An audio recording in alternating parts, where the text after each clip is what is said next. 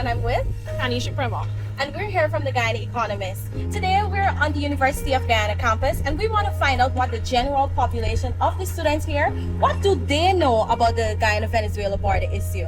So that's what we're going to find out today. Yes, because we realize as students that it's really important to have our voices heard and our opinions put out into the open so that other powers that may be, they can understand what we know, what we don't know, and they can work towards ensuring that everyone is aware of what's going on with our future. So let's go and find that out.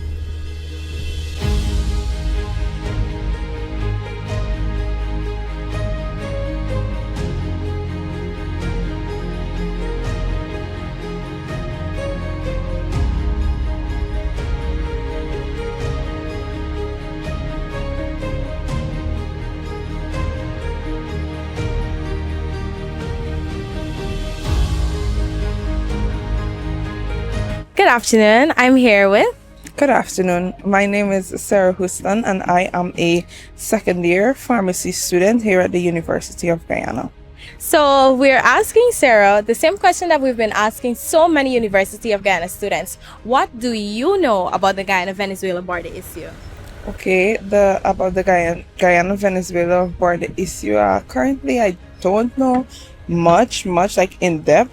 However, what I know is that this issue has been going on for quite some time, where Venezuela would have been claiming Essequibo as their own, and like for the past month or so, it has been getting a little out of hand, and there are rumors and so about, we might have war and those kinds of things. Yes. Okay. Sarah, you said you don't really know that much, but have you heard about the referendum that's supposed to happen on the 3rd of December? No. I haven't. Okay, so final question. How do you feel? So we asked you what do you know, but as a student, as a citizen of Guyana, how do you feel with all of this that's going on right now? Well, I think I have mixed feelings about it. But I think mostly because I'm not in the position of the persons who actually do live in Essequibo and live very close to the border. I wouldn't be able to, I'm not impacted by it as much as they are. Yeah. However, I can feel how they would be feeling at this time. Like they would be scared and all these things for their lives. I would have heard also that those who are close to the border, the Venezuelans are coming over, taking over their houses. They can leave their homes and things like this.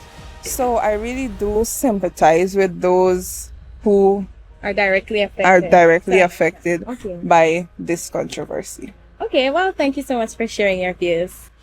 So we are here with another student and we're going to ask her views on what's going on with the border controversy. Hello, and what's your name? Hi, I'm Salome dos Santos. All right, nice to meet you. So I would like to know what you think or what are your opinions on what's going on with the border controversy. Okay, so right now the government is telling us to not be afraid and to not focus much on what the Venezuelans are saying on social media. But personally, I think social media plays a part in sensitizing the public about the border issue. And I mean, most people don't really know the backstory and all of that. So firstly, I think the government should inform the population about how it started and then talk about what's going on currently. So we know how the Venezuelans are. We know how, what should I say, harsh and stuff like that they are. And I mean, telling us to not be afraid, that won't work. I think, I mean, the concept about prayers and stuff, that's good. But while that is good, there's still much the public needs to know about the controversy. And I think the government should start there in informing the population, okay, so this is how it started. This is what's going on. This is how we intend to deal with it. And I mean, the fact that we don't have much military power, that alone is frightening. So Yeah. All right. Thank you for your opinion on that. So you said that basically they should do more in terms of awareness and letting people know what's going on in that front.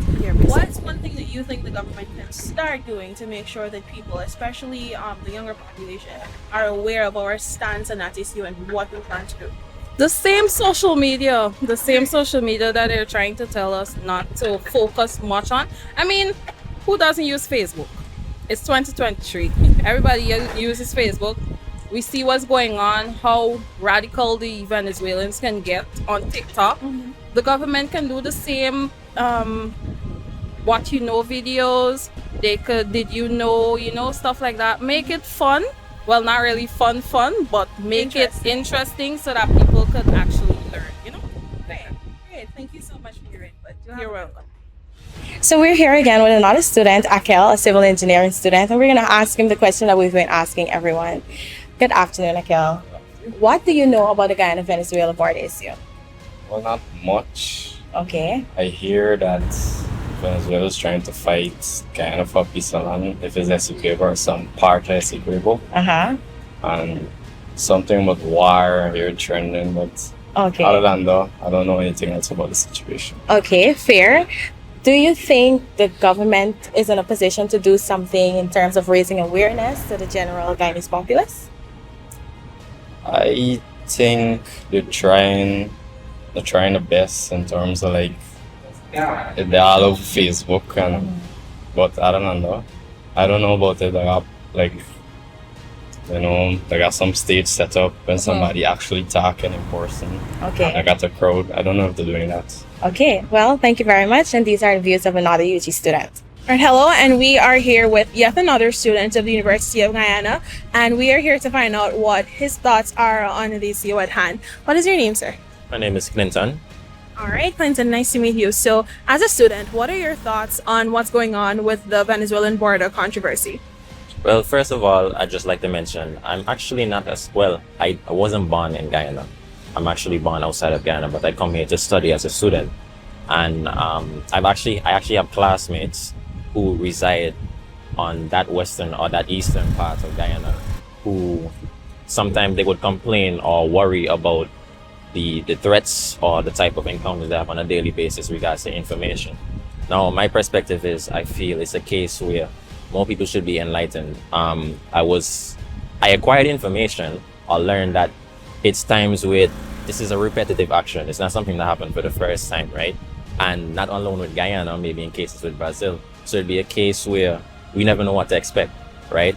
And with that in mind, as students, we have so much to focus on in terms of our school, in terms of our work, and trying to get our degree and work the hardest so that we can even represent our country.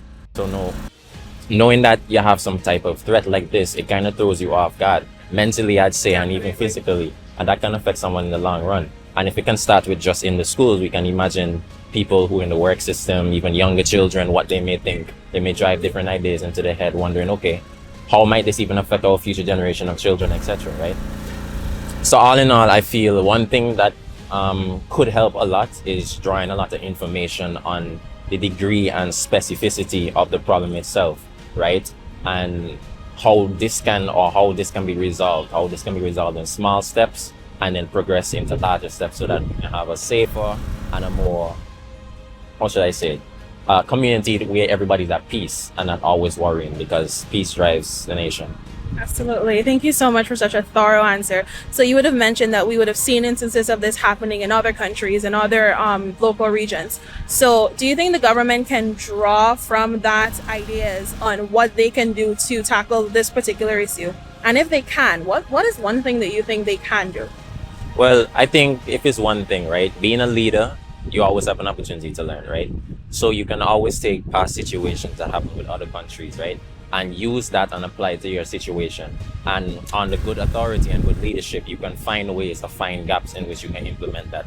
Now, one way I think that you can probably promote that is, first of all, maybe doing brochures, right? In terms of the audience, you have to look at the audience you're trying to target. So if it's a case with younger children, you want to do something a little colorful, but something a little informative as well, so that they'll actually grab the concept, right? And also you instill a sense of safety within them. Whereas in terms of older people, you can get straight to the point, but you tell them the more detailed points. For example, if you're looking at a specific department which may resolve around this whole controversy in terms of the regions, etc., and those regions that are being a part of this controversy, we can actually draw connections and see how you can create a collaborated network or a connected network in which we can promote and gradually increase the faith in our citizens itself and the people itself, and take situations like this maybe a little more seriously and know how to deal with them for even future references and encounters. Thank you so much for your thoughts. So we're back here, still at the University of Guyana, but we're speaking to a construction worker, Mr. Clive Gomes. How are you feeling this afternoon? Good. So, Mr. Gomes, how do you feel about the Guyana Venezuela border issue that's currently ongoing? Well, me really feel no way about it because as we talked earlier, I get them guys working with me and I treat them the same way just like Guyanese, and they treat me the same way, and they tell me a lot of things about the president doing and say the stupidness and all. Okay, so when you say those boys, you're speaking about your Venezuelan. Yes, Okay. because I get this about 6 of them I get here right now working. Okay, and how do you feel about the controversy that's going on? Well, to be honest, I really ain't following it up much, you know. It's like how I walk around and I go hear my friends and talking about it, and it's somehow I would know something, but me really feel no way like if something would happen. Like me think anything would happen. Okay, well, thank you very much for sharing your views. Yeah, you will.